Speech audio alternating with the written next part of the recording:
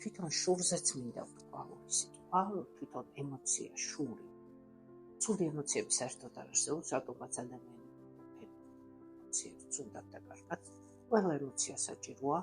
შური არის ის ემოცია, რომელიც გვიმჟღავნებს ჩვენს ნამდვილ სურვილს და ამაში უნდა გამოვიყენოთ ეს ემოცია, ისიც შეგშურდება, ესე იგი ეს ნიშნავს, რომ ჩვენ მართლა გულით გვინდა და დავიწყოთ იმის კეთება, მაგრამ შური არის ყველაზე დამანგრეველი ემოცია, თუ ჩავეციკლებით იმ ადამიანზე და ვიფიქრებთ, რომ იმას რატო აქვია, რატო არა, მაგრამ აი ამ მიმართულებით ვსწავლოთ, ის ჩვენ პირველ რიგში ჩვენ გვანადგურებს და მე იმ ადამიანის მიმართაც ცუდ ენერგიას ვგზავნით და აბსოლუტურად დამღუპველია ესეთი ანდაზაც არსებობს, რომ თუ შურის ძიება გადაწყვიტე, ორი საფლავი გათხარა, ერთი შენთვის და ერთი იმ ადამიანისთვის.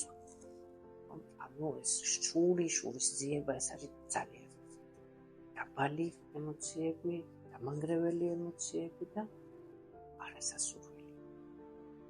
ეს ყველაფერი გასათვალისწინებელია